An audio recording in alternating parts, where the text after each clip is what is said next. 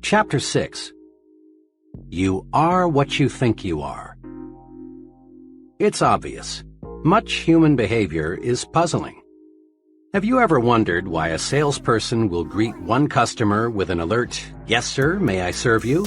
but virtually ignore another? Or why a man will open a door for one woman but not for another? Or why an employee will consistently carry out the instructions of one superior but only grudgingly do what another superior requests? Or why we will pay close attention to what one person says but not to another? Look around you. You'll observe some people receiving the "Hey Mac" or "Hey Buddy" treatment, while others receive the sincere and important "Yes sir" treatment. Watch. You'll observe that some people command confidence, loyalty, and admiration, while others do not. Look closer still, and you'll also observe that those persons who command the most respect are also the most successful. What is the explanation? It can be distilled into one word: thinking. Thinking does make it so. Others see in us what we see in ourselves. We receive the kind of treatment we think we deserve. Thinking does make it so. The fellow who thinks he is inferior, regardless of what his real qualifications may be, is inferior. For thinking regulates actions. If a man feels inferior, he acts that way, and no veneer of cover-up or bluff will hide this basic feeling for long. The person who feels he isn't important isn't. On the other side, a fellow who really thinks he is equal to the task is. To be important, we must think we are important, really think so. Then others will think so too. Here again is the logic. How you think determines how you act. How you act, in turn, determines how others react to you. Like other phases of your personal program for success, winning respect is fundamentally simple. To gain the respect of others, you must first think you deserve respect. And the more respect you have for yourself, the more respect others will have for you. Test this principle. Do you have much respect for the fellow on Skid Row? Of course not. Why? Because the poor fellow doesn't respect himself. He's letting himself rot away from lack of self-respect. Self-respect shows through in everything we do. Let's focus our attention now on some of the specific ways we can increase self-respect and thereby earn more respect from others. Look important. It helps you think important. Rule. Remember, your appearance talks. Be sure it says positive things about you. Never leave home without feeling certain you look like the kind of person you want to be. The most honest advertisement ever appearing in print is the "Dress Right, You Can't Afford Not To" slogan, sponsored by the American Institute of Men's and Boys' Wear. This slogan deserves to be framed in every office, restroom, bedroom, and schoolroom in America. In one ad, a policeman speaks. He says, "You can usually spot a wrong kid just by the way he looks. Sure, it's unfair, but it's a fact. People today judge a youngster by appearance, and once they've tabbed a boy, it's tough to change their minds about him, their attitude toward him. Look at your boy. Look at him through his teacher's eyes, your neighbor's eyes. Could the way he looks, the clothes he wears, give them the wrong impression? Are you making sure he looks right, dresses right, everywhere he goes?" This advertisement, of course, refers primarily to children, but it can be applied to adults as well. In the sentence beginning with "look," substitute the word yourself for him, your for his, superiors for teachers, and associates for neighbors, and repeat the sentence. Look at yourself through your superior's eyes, your associate's eyes. It costs so little to be neat. Take the slogan literally. Interpret it to say, "Dress right, it always pays." Remember, look important because it helps you to think important. Use clothing as a tool to lift your spirits, build confidence. An old psychology professor of mine used to give this advice to students on last-minute preparations for final examinations. Dress up for this important exam. Get a new tie, have your suit pressed, shine your shoes. Look sharp because it will help you think sharp. The professor knew his psychology. Make no mistake about it. Your physical exterior affects your mental interior. How you look on the outside affects how you think and feel on the inside. All boys, I'm told, go through the hat stage. That is, they use hats to identify themselves with the person or character they want to be.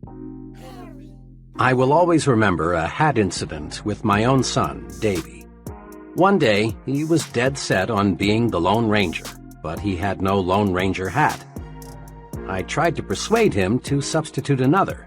His protest was, "But Dad, I can't think like the Lone Ranger without a Lone Ranger hat." I gave in finally and bought him the hat he needed. Sure enough, donning the hat, he was the Lone Ranger.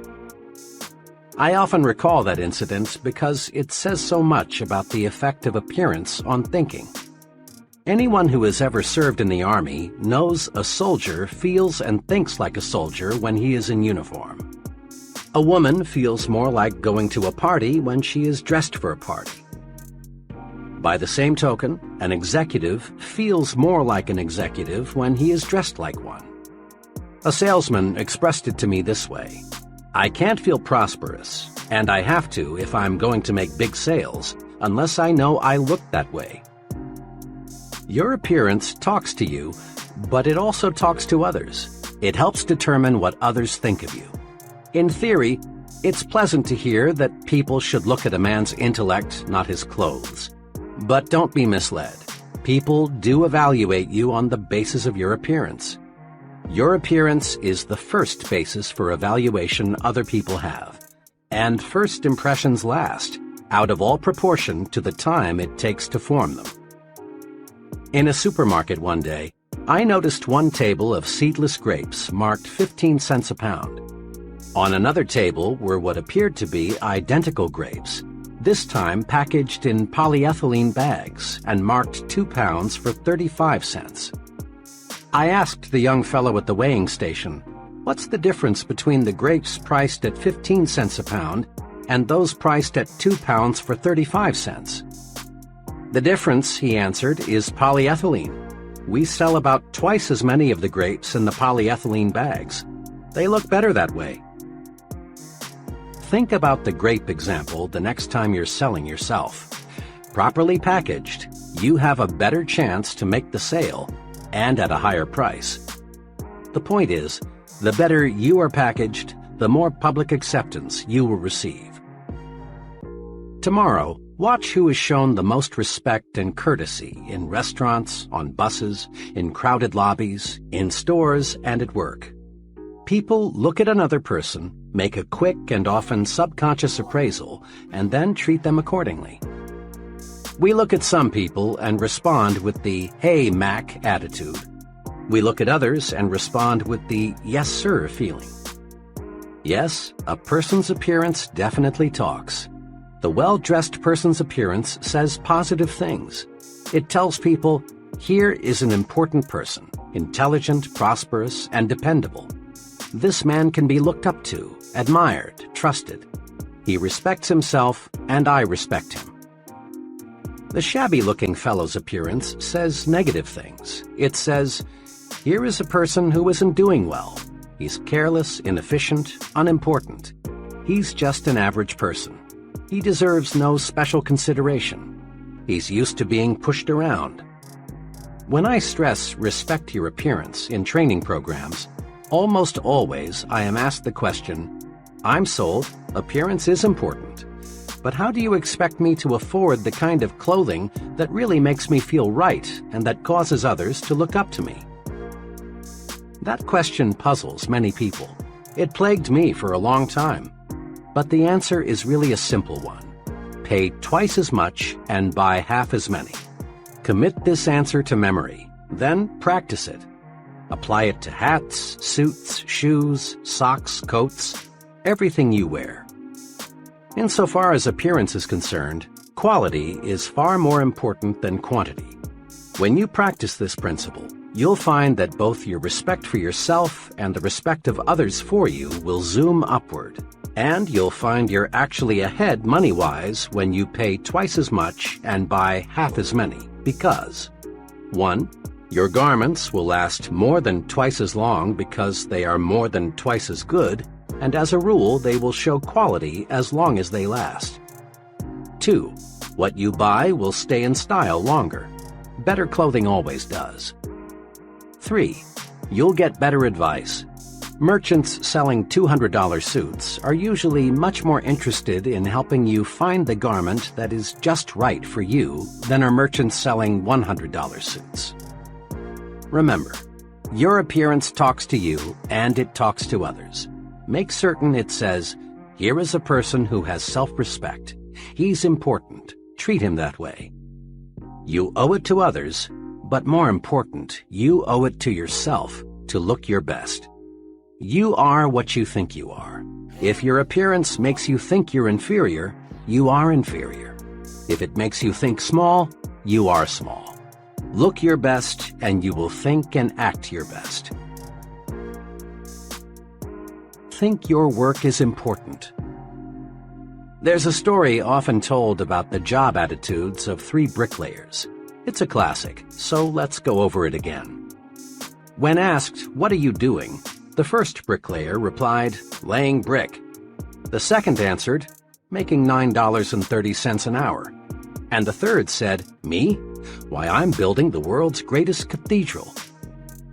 Now, the story doesn't tell us what happened to these bricklayers in later years, but what do you think happened? Chances are that the first 2 bricklayers remained just that, bricklayers. They lacked vision. They lacked job respect.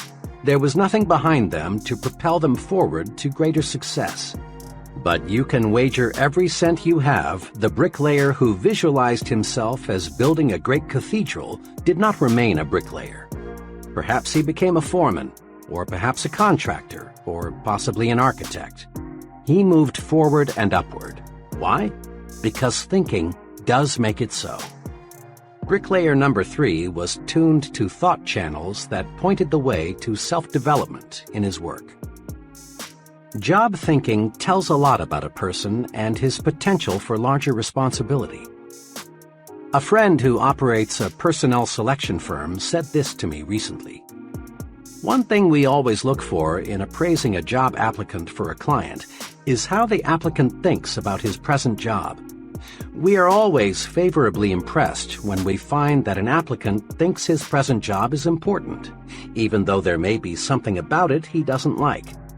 Why?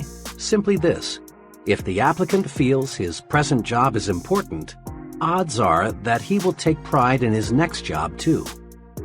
We've found an amazingly close correlation between a person's job respect and his job performance. Like your appearance, the way you think toward your work says things about you to your superiors, associates, and subordinates. In fact, to everyone with whom you come in contact.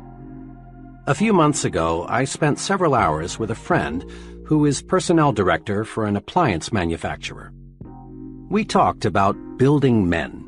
He explained his personnel audit system and what he had learned from it. "We have about 800 non-production people," he began. "Under our personnel audit system, an assistant and I interview each employee every 6 months. Our purpose is simple. We want to learn how we can help him in his job. We think this is a good practice because each person working with us is important, else he wouldn't be on the payroll. We are careful not to ask the employees any point-blank questions. Instead, we encourage him to talk about whatever he wants to. We aim to get his honest impressions. After each interview, we fill out a rating form on the employee's attitudes toward specific aspects of his job. Now here's something I've learned," he went on. "Our employees fit into one of 2 categories, Group A and Group B, on the basis of how they think toward their jobs. The persons in Group B talk mainly about security, company retirement plans, sick leave policy, extra time off, what we're doing to improve the insurance program, and if they will be asked to work overtime next March as they were last March. They also talk a lot about disagreeable features of their job, things they don't like in fellow workers, and so on. People in Group B, and they include close to 80% of all non-production personnel, view their jobs as a sort of necessary evil. The Group A fellow sees his job through different glasses. He is concerned about his future and wants concrete suggestions on what he can do to make faster progress. He doesn't expect us to give him anything except a chance. The Group A people think on a broader scale. They make suggestions for improving the business. They regard these interviews in my office as constructive. But the Group B people often feel our personnel audit system is just a brainwashing affair, and they're glad to get it over with. Now, there's a way I check attitudes and what they mean to job success. All recommendations for promotions, pay increases, and special privileges are channeled to me by the employee's immediate supervisor. Almost invariably, it's a Group A person who was recommended. And again, almost without exception, problems come from the Group B category. The biggest challenge in my job, he said, is to try and help people move from Group B to Group A. It's not easy, though, because until a person thinks his job is important and thinks positively about it, he can't be helped. This is concrete evidence that you are what you think you are, what your thought power directs you to become. Think you're weak, think you lack what it takes, think you will lose, think you are second class. Think this way, and you are doomed to mediocrity. But think instead, I am important. I do have what it takes. I am a first-class performer. My work is important. Think this way, and you're headed straight to success. The key to winning what you want lies in thinking positively toward yourself. The only real basis other people have for judging your abilities is your actions. And your actions are controlled by your thoughts. You are what you think you are. Wear the shoes of a supervisor for a few moments and ask yourself which person you would recommend for a raise or a promotion. 1. The secretary who, when the executive is out of the office, spends her time reading magazines, or the secretary who uses such time to do the many little things that help the executive to accomplish more when he returns. 2. The employee who says, "Oh well, I can always get another job. If they don't like the way I do my work, I'll just quit." Or the employee who views criticism constructively and sincerely tries to do higher quality work. 3. The salesman who tells a customer, "Oh, I just do what they tell me to do. They said come out and see if you need anything." Or the salesman who says, "Mr. Brown, I'm here to help you." 4. The foreman who says to an employee, "To tell you the truth, I don't like my job much. Those guys up top give me a pain in the neck. I don't know what they're talking about half the time." Or the supervisor who says, "You've got to expect some unpleasantness on any job. But let me assure you, the men in the front office are on the ball. They'll do right by us." Isn't it obvious why many people stay at one level all their lives? Their thinking alone keeps them there. An advertising executive once told me about his agency's informal training to break in new, inexperienced men. As company policy, he said, we feel the best initial training is to start the young fellow, who incidentally is usually a college graduate, as a mailboy. We don't do this, of course, because we feel a fellow needs 4 years of college to take mail from one office to another. Our purpose is to give the new fellow maximum exposure to the many varied things which must be done in agency work. After he knows his way around, we give him an assignment. Now, occasionally, even after we've carefully explained why we're starting him out in the mailroom, A young fellow feels that carrying the mail is belittling and unimportant. When this is the case, we know we've picked the wrong man. If he doesn't have the vision to see that being a mail boy is a necessary, practical step to important assignments, then he has no future in the agency business. Remember, executives answer the question, what would he do on that specific level, by first answering the question, what kind of job is he doing where he is now? Here is some logic. Sounds straight and easy. Listen to it a few times before you continue. A person who thinks his job is important receives mental signals on how to do his job better. And a better job means more promotions, more money, more prestige, more happiness. We've all noticed how children quickly pick up the attitudes, habits, fears, and preferences of their parents. Whether it be food preferences, mannerisms, religious and political views, or any other type of behavior, the child is a living reflection of how his parents or guardians think, for he learns through imitation. And so do adults. People continue to imitate others throughout life, and they imitate their leaders and supervisors. Their thoughts and actions are influenced by these people. You can check this easily. Study one of your friends and the person he works for, and note the similarities in thinking and action. Here are some of the ways your friend may imitate his boss or other associate. Slang and word choice, the way he smokes cigarettes, some facial expressions and mannerisms, choice of clothing, and automobile preferences. There are many, many more, of course. Another way to note the power of imitation is to observe the attitudes of employees and compare them with those of the chief. When the chief is nervous, tense, worried, his close associates reflect similar attitudes. But when Mr. Chief is on top, feeling good, so are his employees. The point is this: the way we think toward our jobs determines how our subordinates think toward their jobs. The job attitudes of our subordinates are direct reflections of our own job attitudes. It's well to remember that our points of superiority and weakness show up in the behavior of those who report to us, just as a child reflects the attitudes of his parents. Consider just one characteristic of successful people: enthusiasm. Ever notice how an enthusiastic salesperson in a department store gets you, the customer, more excited about the merchandise? Or have you observed how an enthusiastic minister or other speaker has a wide-awake, alert, enthusiastic audience? If you have enthusiasm, those around you will have it too. But how does one develop enthusiasm? The basic step is simple. Think enthusiastically. Build in yourself an optimistic, progressive glow, a feeling that this is great and I'm 100% for it.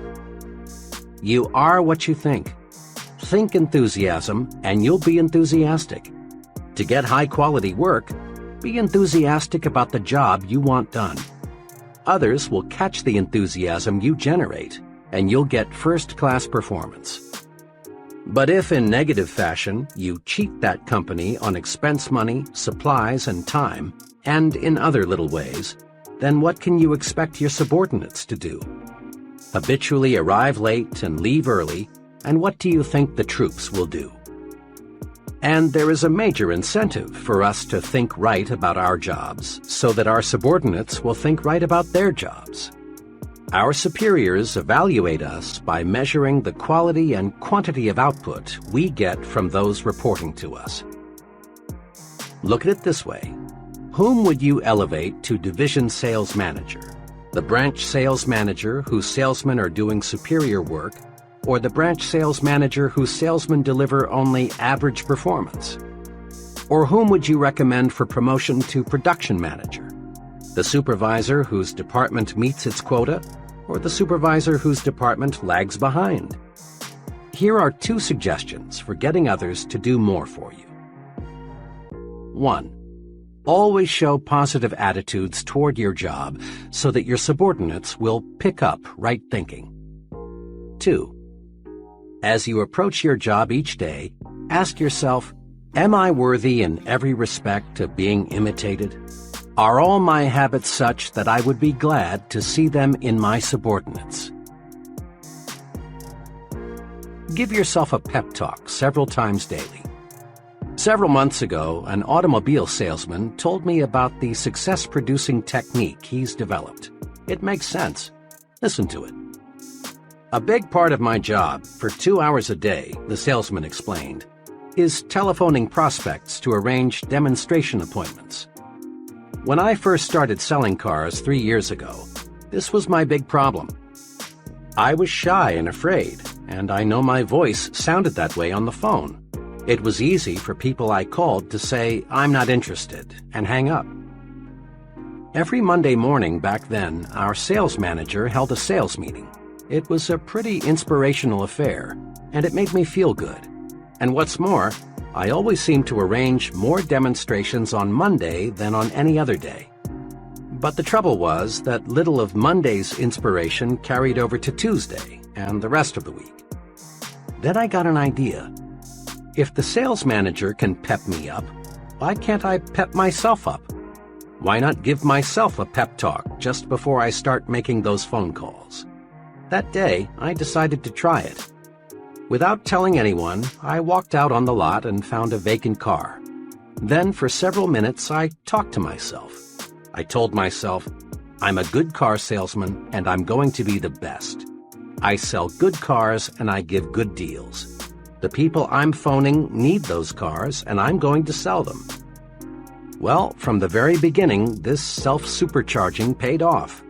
I felt so good, I didn't dread making those calls. I wanted to make them. I no longer go out on the lot and sit in a car to give myself a pep talk, but I still use the technique. Before I dial a number, I silently remind myself that I'm a top-notch salesman and I'm going to get results, and I do. That's a pretty good idea, isn't it? To be on top, you've got to feel like you're on top. Give yourself a pep talk and discover how much bigger and stronger you feel. Recently, in a training program I conducted, each person was asked to give a 10-minute talk on being a leader. One of the trainees gave a miserable presentation. His knees literally shook and his hands trembled. He forgot what he was going to say. After fumbling for 5 or 6 minutes, he sat down, thoroughly defeated. After the session, I spoke to him just long enough to ask him to be there 15 minutes early at the next session. As promised, he was there 15 minutes ahead of time for the next session. The two of us sat down to discuss his talk of the night before. I asked him to remember as clearly as he could exactly what he had thought about the 5 minutes just before he gave his talk. Well, I guess all I thought about was how scared I was. I knew I was going to make a fool of myself. I knew I was going to be a flop. I kept thinking, who am I to be talking about being a leader? I tried to remember what I was going to say, but all I could think about was failing. Right there, I injected, is the answer to your problem. Before you got up to talk, you gave yourself a terrible mental beating. You convinced yourself that you would fail. Is it any wonder your talk didn't come off well? Instead of developing courage, you developed fear. Now this evening's session, I continued, starts in just 4 minutes. Here's what I'd like you to do. Give yourself a pep talk for the next few minutes. Go in that vacant room across the hall and tell yourself, I'm going to give a great talk. I've got something those people need to hear and I want to say. Keep repeating those sentences forcefully with complete conviction. Then come into the conference room and give your talk again. I wish you could have been there to hear the difference. That brief, self-administered, hard-hitting pep talk helped him to make a splendid speech. The moral? Practice uplifting self-praise. Don't practice belittling self-punishment. You are what you think you are. Think more of yourself, and there is more of you. Build your own sell yourself to yourself commercial. Think for a moment about one of America's most popular products, Coca-Cola. Every day, your eyes or ears come in contact many times with the good news about Coke. The people who make Coca-Cola are continually reselling you on Coke, and for a good reason. If they stopped reselling you, chances are you'd grow lukewarm and eventually cold to Coke. Then sales would drop. But the Coca-Cola Company isn't going to let this happen. They resell you and resell you and resell you on Coke. Every day, you and I see half-alive people who are no longer sold on themselves. They lack self-respect for their most important product, themselves. These folks are indifferent. They feel small. They feel like nobodies, and because they feel that way, that's what they are. The half-alive person needs to be resold on himself. He needs to realize that he's a first-class person. He needs honest, sincere belief in himself. Tom Staley is a young fellow who is going places, and fast. Tom regularly resells himself on himself 3 times every day with what he calls Tom Staley's 60-second commercial. He carries his personalized commercial in his billfold at all times. Here is exactly what it says. Tom Staley, meet Tom Staley, a really important person. Tom, you're a big thinker, so think big. Think big about everything. You've got plenty of ability to do a first-class job, so do a first-class job. Tom, you believe in happiness, progress, and prosperity. So, talk only happiness. Talk only progress. Talk only prosperity. You have lots of drive, Tom. Lots of drive. So put that drive to work. Nothing can stop you, Tom. Nothing. Tom, you're enthusiastic. Let your enthusiasm show through. You look good, Tom, and you feel good. Stay that way. Tom Staley, you were a great fellow yesterday, and you're going to be an even greater fellow today. Now go to it, Tom. Go forward. Tom credits his commercial with helping him become a more successful, dynamic person. Before I started selling myself to myself, says Tom, I thought I was inferior to just about anybody and everybody. Now I realize that I've got what it takes to win, and I'm winning, and I'm always going to win. Here's how to build your sell yourself to yourself commercial. First, select your assets, your points of superiority. Ask yourself, what are my best qualities? Don't be shy in describing yourself. Next, put these points down on paper in your own words. Write your commercial to you. Reread Tom Staley's commercial. Notice how he talks to Tom. Talk to yourself. Be very direct. Don't think of anyone but you as you say your commercial. Third, practice your commercial out loud in private at least once a day. It helps a lot to do this before a mirror. Put your body into it. Repeat your commercial forcefully with determination.